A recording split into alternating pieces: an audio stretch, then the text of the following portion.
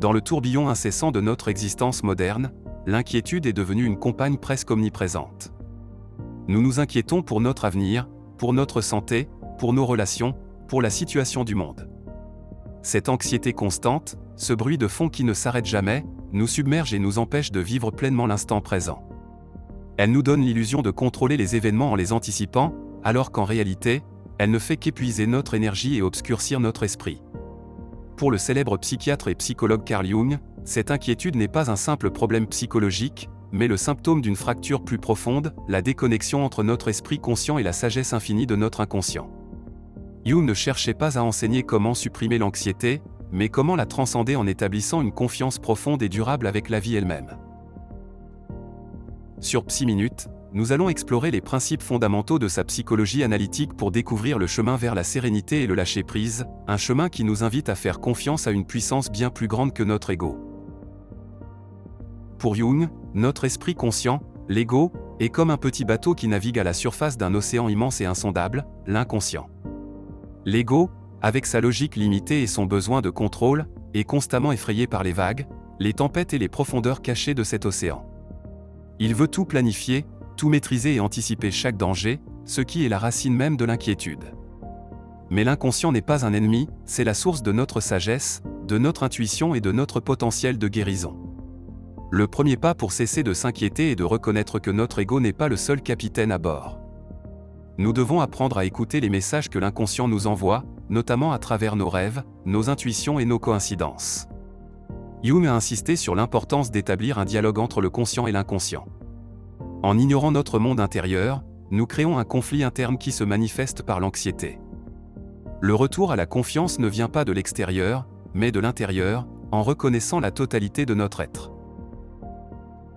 Le processus qui nous mène à cette confiance est l'individuation, le but ultime de la psychologie jungienne. Il s'agit d'un voyage vers la complétude et la découverte de soi, où nous intégrons les différentes parties de notre psyché pour devenir un individu entier, un être unique et authentique. L'individuation ne se soucie pas des attentes sociales, des normes de performance ou des succès matériels qui nourrissent l'inquiétude de l'ego. Son seul but est de réaliser notre potentiel le plus profond, notre nature véritable. En nous engageant dans ce processus, nous commençons à comprendre que la vie a un but qui dépasse nos petits projets personnels et que notre chemin est guidé par une intelligence intérieure. Faire confiance à la vie, c'est avant tout faire confiance à ce processus d'individuation, même quand il nous mène à travers des moments de doute et d'incertitude. Un obstacle majeur à ce voyage est la confrontation avec l'ombre. L'ombre représente toutes les parties de nous-mêmes que nous avons refoulées ou rejetées parce qu'elles sont jugées mauvaises ou inacceptables par notre conscience ou la société. La peur de notre ombre, de nos faiblesses, de nos impulsions les plus sombres, est une source d'anxiété immense. Nous craignons que ces aspects cachés ne prennent le contrôle ou soient découverts par les autres. Jung a soutenu que la seule façon de neutraliser cette peur est de confronter notre ombre, de l'accepter et de l'intégrer à notre conscience. Il ne s'agit pas de devenir une mauvaise personne, mais de reconnaître notre humanité dans sa totalité. L'intégration de l'ombre libère une énergie psychique qui était auparavant utilisée pour la réprimer. Cette énergie devient disponible pour le processus d'individuation, réduisant le conflit interne qui est à la racine de l'inquiétude et nous offrant un sentiment de paix et de complétude. Au centre de ce processus d'individuation se trouve le concept du soi, self, que Jung considérait comme l'archétype de la totalité, le centre organisateur de la psyché. Le soi est plus grand que l'ego, il représente notre véritable essence, notre potentiel le plus élevé. Il est à la fois notre noyau et notre point de connexion avec l'inconscient collectif, cette sagesse universelle est partagée par toute l'humanité. Le soi est notre guide intérieur, notre boussole spirituelle. Faire confiance à la vie, selon Jung, c'est finalement faire confiance au soi. L'inquiétude est le signal que l'ego a perdu le contact avec le soi et qu'il essaie de tout contrôler seul.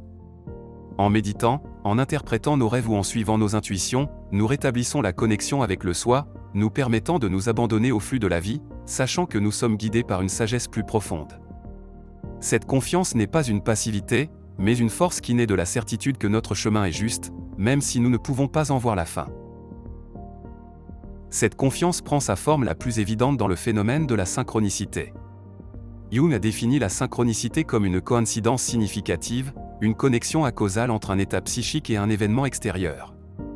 Ce ne sont pas de simples hasards, mais des événements qui nous semblent porteurs de sens, comme si l'univers nous parlait directement. Par exemple, pensez à un vieil ami et le croiser quelques minutes plus tard, ou recevoir exactement l'information dont vous aviez besoin pour prendre une décision cruciale, juste au bon moment.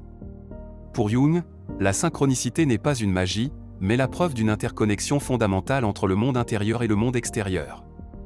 Reconnaître et accepter la synchronicité, c'est cesser de croire en un monde de chaos et de hasard, et commencer à faire confiance à un ordre sous-jacent qui travaille pour notre bien-être.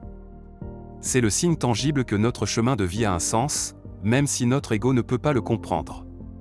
Cette foi en un ordre plus grand est l'antidote ultime à l'inquiétude. Elle nous permet de lâcher prise sur le besoin de tout contrôler et de s'ouvrir aux surprises que la vie nous réserve. Pour Jung, cesser de s'inquiéter n'est pas un simple exercice mental, mais l'aboutissement d'un profond voyage psychologique. C'est une démarche qui nous invite à aller au-delà de la conscience de notre ego pour nous reconnecter à la sagesse de notre inconscient, à la complétude du soi et à l'ordre mystérieux de l'univers. C'est un processus qui nous demande de l'humilité pour admettre que nous ne savons pas tout, et du courage pour faire face à notre propre ombre. Mais la récompense en est inestimable, une vie de plus grande authenticité, une paix intérieure qui ne dépend pas des circonstances extérieures, et une profonde confiance en soi et en la vie elle-même. La véritable tranquillité d'esprit ne vient pas de la suppression de la peur, mais de la reconnaissance que nous sommes connectés à quelque chose de plus grand, quelque chose qui nous guide avec une sagesse qui dépasse notre compréhension. Si cette exploration de la pensée de Carl Jung vous a inspiré, n'hésitez pas à laisser un pouce bleu. Partagez cette vidéo avec ceux qui cherchent à se libérer de l'inquiétude et abonnez-vous à Psy Minute pour continuer votre voyage vers la connaissance de soi et la sérénité.